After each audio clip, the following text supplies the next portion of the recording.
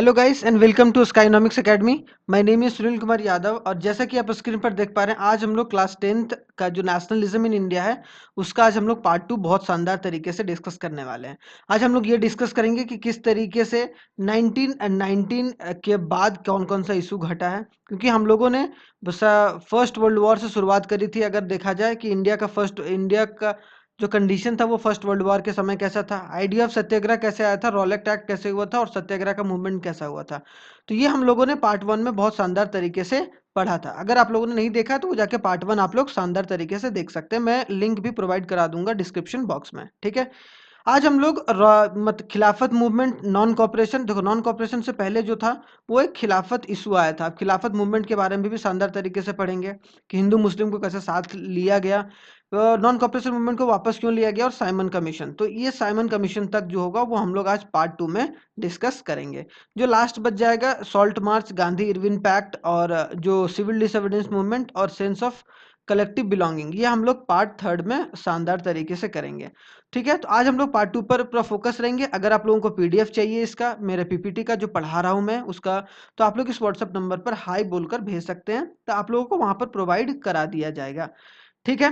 तो चलिए हम लोग शानदार तरीके से शुरू करते हैं। खिलाफत मूवमेंट, तो खिलाफत मूवमेंट जो था वो एक तरीके का मूवमेंट था, एक ऐसा मूवमेंट था जिसके तहत जो हिंदू थे और जो मुसलमान थे हमारे देश के, वो इकट्ठा हुए एक साथ और कहीं ना कहीं एक यूनिटी देखने को मिला। और इसी इसी दिन से या फिर इसी के बाद से, खिलाफत मूवमेंट के बाद से हमारे देश में और भी थोड़ा सा ब्रिटिश के खिलाफ जो था वो आवाज उठना शुरू हुआ। अगर देखा जाए तो ये इनका नाम है, ये आप फोटो में देख रहे हैं, उनका नाम है खलीफा, जो कि लीडर थे, एक स्पिरिचुअल लीडर थे।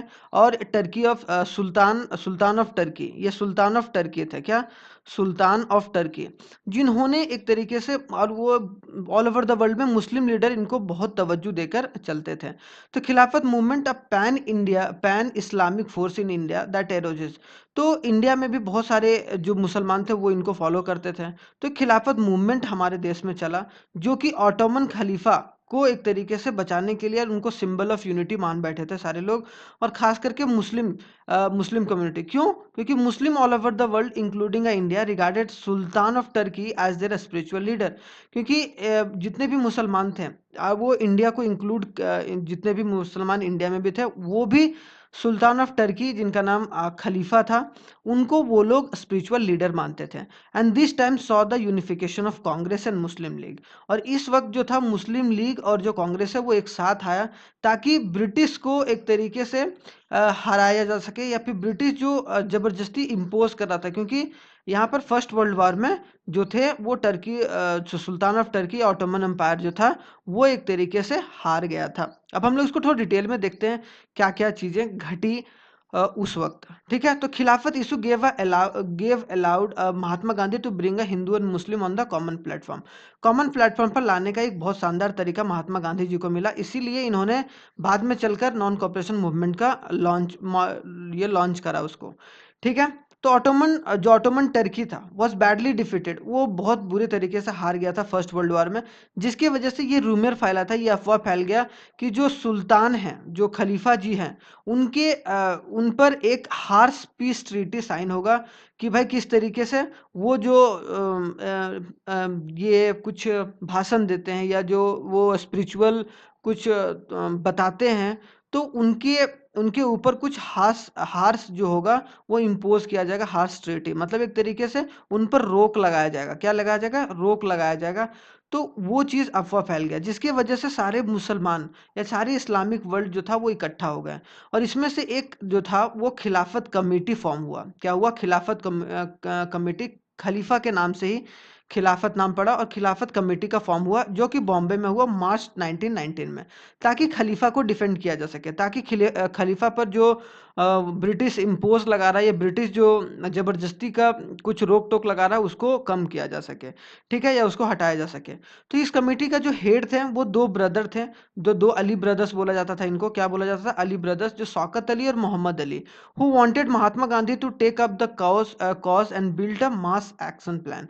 उन्होंने बोला कि एक तरीके से कि किस तरीके से गांधी जी, क्योंकि गांधी जी भी एक तरीके से उनको ये माना जाता था कि वो बहुत एक मास, क्योंकि वो करके आ चुके थे एक मास एजिटेशन, या बोला जाए कि जिस तरीके से उन्होंने साउथ अफ्रीका में लोगों को इकट्ठा कर कर अपार्थाइड मूवमेंट चलाया था। तो इसी वजह से शौकत अली और मोहम्मद अली को ये लगा कि भाई हम गांधी जी के साथ हो जाते हैं। तो गांधी जी एक तरीके से मास, अगर एक इकट्ठा हुए लोग, बहुत सारे लोग अगर इकट्ठा होंगे तो हो सकता है हमारी बात को सुने ब्रिटिश, और वो जो हास ट्रीटी का बात चल रहा था उसको वो वापस ले सके। तो एट कलकत्ता तो कांग्रेस इन September 1920 was passed and launch a non cooperation movement. तो एक साथ ही साथ 1920 में क्या कर दिया गया कि कांग्रेस पार्टी ने एक सेशन रखा कलकत्ता में और ये पास कर दिया कि हम लोग non cooperation movement to support the Khilafat and also for a swaraj. क्या कि हम लोग खिलाफत के इशू, खिलाफत जो है उसको सपोर्ट कर रहे हैं, और जो स्वराज है, इंडिया को स्वराज भी चाहिए, मतलब इंडिया को आज़ादी भी चाहिए, ब्रिटिश से मुक्ति भी चाहिए। तो ये पूरा ये खिलाफत इशू रहा पूरे देश दुनिया में, और खास करके इंडिया से या इंडिया के रिस्पेक्टिव में। ठीक है, तो आई होप सो खिलाफत मूवमेंट आप लोगों को समझ में आ गया हो, इतना ज़्यादा एग्जाम में नहीं लिखना है। अब भाई 2019 में 1919 में क्या हो गया कि खिलाफत इशू आया। उसके बाद 5 सितंबर 1920 में लॉन्च कर दिया गया क्या, नॉन कॉपरेशन मूवमेंट, कि हम लोग लॉन्च नहीं करेंगे, हम लोग लॉन्च करेंगे नॉन कॉपरेशन मूवमेंट, और हम लोग एक तरीके से अब हम लोगों को क्या चाहिए, स्वराज चाहिए। अब स्वराज चाहिए, और साथ ही साथ वो लोग क्या कर रहे थे, खिलाफत को भी, खिलाफत इशू को भी सपोर्ट कर रहे थे, ताकि हम दोनों अगर अगर हिंदू और मुस्लिम, जो हिंदू पूरा कम्युनिटी नॉन कॉपरेशन मूवमेंट के साथ थे, और जो मुस्लिम कम्युनिटी थे वो खिलाफत इशू के साइड थे, अगर ये दोनों साथ में हो गए तो ब्रिटिश को घुटना टेकना ही पड़ेगा। तो in September 1920 in Congress session Calcutta introduce non cooperation movement, non cooperation movement चालू कर लिया गया था। लेकिन उसके बाद जो था वो 1922 में चौरा चौरी का केस हुआ, जहां पर क्या हुआ, कुछ लोग जो थे उन्होंने पुलिस स्टेशन को जला दिया था। क्या हुआ था, एक पुलिस स्टेशन था चौरा चौरी में, तो पुलिस स्टेशन को जला दिया गया लोगों के द्वारा, जिसकी वजह से बहुत ज़्यादा दंगा जो था, दंगा फसाद वो बढ़ गया। और उसका एक और था कि जलियांवाला बाग जो कांड था, उसका भी गुस्सा था लोगों में, और एक नॉन कॉपरेशन मूवमेंट भी था, वो लोगों को रोक टोक किया जा रहा था, रॉलेट एक्ट भी उसी उसी वक्त था। तो कहीं ना कहीं वो सब सारी इशू को देखते हुए कि बहुत दंगा भड़क गया, जिसकी वजह से चौरा चौरी का केस हुआ और बहुत सारे लोग जो थे वहां पर मारे गए। अब मारे गए तो वहां पर कहीं ना कहीं 1922 में जो था, Gandhi ji non cooperation movement वापस ले लिए थे। ठीक है, तो आई होप सो यहाँ तक समझ में आया होगा। अब हम लोग डिटेल में नॉन कॉपरेशन मूवमेंट को समझते हैं। तो अपनी फेमस बुक में, एक हिंद स्वराज एक फेमस बुक था महात्मा गांधी जी का, declare that British rule was establish in India with a cooperation of Hindu and had survived only because of cooperation. ये बोला गया कि भाई 1909 में एक किताब लिखा गया था महात्मा गांधी जी के द्वारा, उन्होंने ये बोला था कि जो ब्रिटिश राज कर रहा है हमारे देश में, वो हिंदू के या इंडियंस के या मुस्लिम्स के कॉपरेशन की वजह से, मतलब खास करके इंडियन के कॉपरेशन की वजह से वो वहां पर टिका हुआ है। जिस दिन कॉपरेट करना छोड़ दे, जिस दिन क्या कि अगर इंडियंस कॉपरेट करना छोड़ दे, ब्रिटिश को अपना दम, क्या बोला जाए, दम लगा के, हिस्सा लगा के वहां से भाग के निकलना पड़ेगा, है कि नहीं। तो भारत से, भारत छोड़कर जाना पड़ेगा अगर India, if Indians refuse to cooperate, अगर इंडियंस रिफ्यूज करें कॉपरेशन से। इसीलिए नॉन कॉपरेशन की, अब हम लोग कॉपरेट नहीं करेंगे, अब हम लोगों को स्वराज चाहिए। ठीक है, तो ये चीज बोला गया नॉन कॉपरेशन मूवमेंट के तहत। तो यहाँ पर सम ऑफ द प्रपोजल, और सब कुछ प्रपोजल रखा गया कि हम लोग क्या क्या चाहते हैं नॉन कॉपरेशन मूवमेंट के तहत। इन्होंने ये बोला कि surrender the titles which was awarded by the British government, की जो भी आपको उपाधि दिया गया ब्रिटिश गवर्नमेंट के द्वारा, उसको आप लोग क्या करो, सरेंडर करो। दूसरा, boycott of civil services, army, police, court, legislative council and schools, की जितने भी सारे ब्रिटिश के स्कूल हैं, सिविल सर्विसेज हैं, जो आईएएस आईपीएस लोग हैं, या फिर आर्मी में जितने लोग भरे हैं, वो लोग, आप लोग सब लोग क्या करो, आप लोग बाइकआउट करो, वहां पर आप लोग काम करने जाओ ही मत। ठीक है, उसके बाद boycott the foreign goods, foreign goods जो विदेशी का जो सामान है, या फिर विदेशी जो कपड़ा है, क्लोथ है, वो सब आप लोग क्या करो, यूज करना बंद कर दो। Launch of civil disobedience movement campaign if the government persisted with the repressive measures, अगर जरूरत पड़ेगा तो सिविल डिसोबीडियंस मूवमेंट भी हम लोग लॉन्च करेंगे, जो बाद में जाकर किया भी गया। तो एक तरीके से नॉन कॉपरेशन का यही मूल, एक तरीके से बोला जाए कि प्रभाव रहा, कि उसको एक तरीके से पूरे ऑल ओवर इंडिया में बहुत सपोर्ट मिला, जिसकी वजह से जो था ब्रिटिश को एक सोचने पर मजबूर हो गया कि किस तरीके से हम लोग पूरे इंडिया को संभालें या किस तरीके से हम लोग अपनी गद्दी को संभाल कर चलें। तो 1920 में नागपुर में एक सेशन हुआ था, नॉन कॉपरेशन मूवमेंट को अडॉप्ट किया गया। उसके बाद कलकत्ता में उसको लॉन्च कर दिया गया। ठीक है। अक्टूबर 1920 में अवध अवध किसान सभा हेडेड बाय जवाहरलाल नेहरू किया गया था। नॉन कॉपरेशन मूवमेंट और खिलाफत मूवमेंट जनवरी 1921 में साथ में आया गया। फिर गोरखपुर में चौरा चौरी का केस हुआ, जिसकी वजह से बाद में जो है वापस ले लिया गया क्या, non cooperation movement Gandhi ji के द्वारा, क्योंकि गांधी जी ने बोला था कि हम लोग वायलेंस नहीं करेंगे, हम लोग क्या करेंगे, नॉन वायलेंस तरीके से चलेंगे। क्या चलेंगे, नॉन वायलेंस। लेकिन वहाँ वायलेंस हो गया, जिसके वजह से नॉन कॉपरेशन मूवमेंट को वापस लेना पड़ा। कुछ कुछ लोगों का डिफरेंट स्टैंड्स था, मतलब उसके बारे में सोचने का। जैसे बोला कि नॉन कॉपरेशन मूवमेंट खिलाफत मिस ग्रुप्स इन जनवरी, कि 1921 में जाकर मिस ग्रुप हो गए, मतलब साथ में नहीं आ पाए जिस तरीके से सोचा गया था। Various social group participated in this movement and each with its on specific aspiration, मतलब बहुत सारे ग्रुप जो थे वो उन्होंने भाग लिया। अब पीजेंट्स भाग लिया था, तो पीजेंट्स अपने लिए आज़ादी चाह रहा था भाई, मतलब जो फार्मर थे, इंडस्ट्रियलिस्ट लोग जो थे वो अपने लिए चाह रहे थे। तो all of them responded to call the swaraj, but the term mean the different for the different people. सब लोग चाह रहे थे कि हम लोगों को स्वराज मिले, लेकिन सब लोगों का जो टेक था कि भाई हमको ये स्वराज चाहिए, हमको वो स्वराज चाहिए, सबका एक नहीं था, जिसके वजह से नॉन कॉपरेशन मूवमेंट उतना सक्सेसफुल नहीं हो पाया जितना होना चाहिए। अगर इसी को नॉन कॉपरेशन मूवमेंट में देखा जाए, तो अगर देखा जाए तो बाबा रामचंद्रा जी जो थे वो ये हैं। तो ही लेड अ पीजेंट्स मूवमेंट, उन्होंने एक फार्मर्स का पीजेंट मूवमेंट किया था अवध में। And peasant movement was led by the Ramchandra, and he was a sanyasi who had earlier work in a Fiji में, एक फीजी कंट्री है, वहाँ पर काम कर रखे हैं बहुत सारे लेबर्स के थ्रू, और वहाँ पर लेबरर को एक तरीके से उनका स्वराज दे के आए हुए थे। तो वहाँ पर अवध को माना जाता था एग्रीगेरियन सोसाइटी, मतलब एक तरीके से जहाँ पर एग्रीकल्चर बहुत अच्छे तरीके से किया जाता था लोगों के द्वारा। तो पीजेंट्स वर अगेंस्ट, वहाँ पर प्रोटेस्ट हुआ, तो ये लोग अपने तरीके से स्वराज मांग रहे थे भाई, कि इन लोगों को high rent and many other cesses which are demanded by the taluqdar, जो भी तालुकदार या जमींदार के द्वारा मांगा मांगा जा रहा था, उसके खिलाफ इन्होंने प्रोटेस्ट करा था। कि इन्होंने, बाबा रामचंद्र ने, the peasants demanded reduction of revenue, abolition of the beggars and social boycott of, मतलब ये बोला गया कि लैंडलॉर्ड जिस तरीके से जबरदस्ती हम लोगों से पैसे को वसूलता है, टैक्स को वसूलता है, वो सब चीज़ को अब खत्म करना चाहिए। तो उनके लिए अलग अलग एक तरीके से स्वराज का मीनिंग था। तो ये याद रखिएगा कि बाबा रामचंद्रा जो थे उन्होंने एक तरीके से पीजेंट्स को सपोर्ट करा था, खास करके अवध वाले रीजन को लेकर। ठीक है। अब यहाँ पर एक था swaraj for plantation, plantation worker का अलग ही चल रहा था। Plantation workers were not permitted to leave the tea garden without a permission. एक और काम था कि भाई जो टी गार्डन था, अब कोई भी अगर काम कर रहा था, कोई भी लेबर, तो उनको क्या किया जा रहा था कि आप लोग बिना ब्रिटिश के परमिशन के बिना कहीं और दूसरे जगह जाके काम नहीं कर सकते थे, क्योंकि उन्होंने एक कानून लाया था as per the inland immigration act 1859।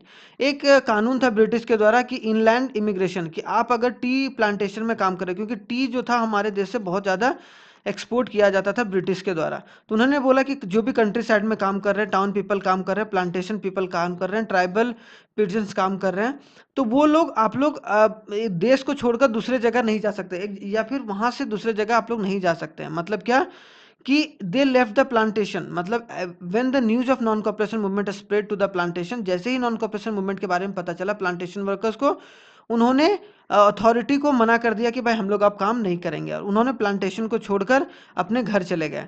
But they got stranded in the way and railway streamers strike and they caught by the police. लेकिन जो रेलवे वगैरह बंद कर दिया गया, तो वो लोग जा नहीं पाए अपने घर, और पुलिस के द्वारा उनको पकड़ा गया और बहुत मारा गया। कि जो भी ये सब चारों टाउन पीपल जो थे, कंट्री साइड पीजेंट्स थे, प्लांटेशन वर्कर्स थे, ट्राइबल पीजेंट्स थे, तो ये लोग भी अपना स्वराज मांग रहे थे कि हम लोगों को बाहर जाने का मौका, अगर हमें कहीं और दूसरी जगह काम करना है तो हम लोग क्यों नहीं जा सकते हैं। तो वो ये चीज रोक रहा था। मतलब ब्रिटिश का एक ही मूल मंत्र था कि भाई आप हमारे हिसाब से काम कीजिए, आप अपने हिसाब से काम नहीं कर सकते हैं। तो ये सब सारी चीजें क्या था, एक नॉन कॉपरेशन मूवमेंट में, जिसकी वजह से सारे लोगों का अलग अलग स्वराज का मीनिंग था, जिसकी वजह से उतना सक्सेसफुल नहीं हो पाया जितना होना चाहिए। अब लो भाई, एक और चीज आ गया, अब आ गया साइमन कमीशन। अब British government constitute a statutory commission under the sir John commission, मतलब सर जॉन साइमन के अध्यक्षता में, या फिर इनको हेड बनाया गया और एक कमेटी बनाया गया जिसका नाम रखा गया साइमन कमीशन, क्योंकि साइमन जो थे वो हेड कर रहे थे, सर जॉन साइमन। तो एक तरीके से उनको ये बोला गया कि आप जाके पता कीजिए भारत में किस तरीके से भाई ये नॉन कॉपरेशन मूवमेंट चल रहा है, प्लांटेशन वर्कर्स अपना ये कर रहे हैं, उधर जलियांवाला बाग डे हो गया, फिर जलियांवाला कांड हो गया, तो इतना अफरा तफरी क्यों हो रहा है, तो वहाँ ब्रिटिश सरकार किस तरीके से समझौता कर सके इंडियंस के पास जाके। तो commission was made to look into a functioning of constitutional system in India. उनको इसीलिए बनाया गया था कि हमारे देश के संविधान या हमारे देश के कॉन्स्टिट्यूशन को देख पाए और उसमें क्या चेंजेस किया जाए। But since all the member of commission were British, और सारे जितने भी कमीशन थे, आप सोचो भारत का संविधान क्या चेंज होना चाहिए क्या नहीं चेंज होना चाहिए, उसमें जो सारा कमेटी का मेंबर था वो कौन थे, ब्रिटिश थे, कोई भी इंडियन को नहीं रखा गया। जिसके वजह से हमारे देश में या हमारे देश के लोग जो थे, जब साइमन का कमेटी हमारे देश में आया तो साइमन गो बैक का नारा लगाया गया लोगों के द्वारा, जिनको एक्सेप्ट नहीं किया गया। क्यों? क्योंकि आप भारत की संविधान को बदलने की बात कर रहे हैं और यहाँ पर किसी भी इंडियंस को आप अपनी कमीशन में नहीं रखे हो। तो इसके खिलाफ लोगों ने प्रोटेस्ट भी करना शुरू कर दिया। तो ये एक स्टैचुअरी कमीशन था, इसको बनाया गया था ब्रिटिश के द्वारा, ये कोई एक्ट वगैरह नहीं पास किया गया था। एक होता है एक्ट, ठीक है, कि एक्ट वगैरह पास किया जाएगा, तो एक्ट वगैरह पास नहीं किया गया था, इसको बनाया गया था। It was a group of 7 member of the parliament, 7 member इसमें थे साइमन कमीशन में, जिसमें ये बोला गया कि कॉन्स्टिट्यूशन क्या क्या कॉन्स्टिट्यूशन में रिफॉर्म किया जा सके, और सारे मेंबर 1928 में भारत भेजा गया था इनको, ताकि वो इंडियन कॉन्स्टिट्यूशन को पढ़ सके और उन पर क्या क्या चेंजेस लाया जा सके उसके बारे में वहाँ पर वो लोग बता सकें। और सारे ब्रिटिश थे, सारे इस कमेटी में ब्रिटिश थे, जिसके वजह से हमारे देश के लोगों ने इसके खिलाफ प्रोटेस्ट करा और साइमन गो बैक का नारा भी लगाया गया इसके खिलाफ, ठीक है। तो dominion status, it mean that dominion status एक वर्ड है, उसको आप समझ देखिएगा। It means that giving a semi autonomous status to India. इसमें यही बात किया गया कि किस तरीके से हम लोग इंडिया को कुछ जो है वो बागडोर या फिर कुछ जो पार्ट है वो हम लोग किसको संभालने दे सकते हैं, इंडिया को। लेकिन हमारे देश के लोगों ने ये बोला कि नहीं, हम लोग कुछ नहीं, हम लोग पूरा इंडिया को स्वराज चाहते हैं, ठीक है। तो इसी के रिगार्डिंग और भी आगे हम लोग शानदार तरीके से पढ़ेंगे, क्योंकि साइमन कमीशन आ गया था और साइमन कमीशन उतना वो उनको लागू नहीं किया गया। इसके बाद सिविल डिसोबीडियंस मूवमेंट आ गया था, तो कि भाई अब हम लोग बिल्कुल भी आपके साथ सपोर्ट में नहीं रहेंगे, अब हम लोग को आज़ादी चाहिए ही चाहिए। तो अब हम लोग आगे पढ़ेंगे। तो 1928 तक हम लोगों ने पढ़ लिया, अब हम लोग 1947 तक कैसे पहुंचे वो चीज़ हम लोग नेक्स्ट वाले पार्ट 3 में पढ़ेंगे, ठीक है। तो आई होप सो आप लोगों को शानदार तरीके से समझ में आया होगा पार्ट 2 की खिलाफत मूवमेंट क्या हुआ, कैसे हुआ, फिर नॉन कॉपरेशन मूवमेंट क्या हुआ, सब लोग किस तरीके से इकट्ठा हो गए, जिसकी वजह से सब लोग स्वराज चाह रहे थे कि भाई अलग अलग लोगों का अलग अलग स्वराज था, जिसकी वजह से चौरा चौरी केस हुआ, थोड़ा सा दंगा वगैरह भड़क गया। और जो जलियांवाला बाग की वजह से, ठीक है, रॉलेट एक्ट भी आया था, वो हमने फर्स्ट वाले पार्ट में पढ़ा था। तो वो सब सारी चीज़ों के बारे में आप ध्यान से जरूर देखिएगा, पार्ट 1 फर्स्ट, पार्ट 2, तो दोनों चीज़ आपको समझ में आ गया होगा, ठीक है। और अगर नहीं आए तो दोबारा देखिएगा, तो आप लोगों को और भी अच्छे तरीके से समझ में आएगा। थैंक यू वेरी मच, जय हिंद। बहुत ही जल्दी मिलते हैं नेक्स्ट वीडियो में। अगर आप पीडीएफ चाहिए तो आप लोग व्हाट्सएप पर कांटेक्ट करिएगा, आप लोगों को प्रोवाइड करा दिया जाएगा।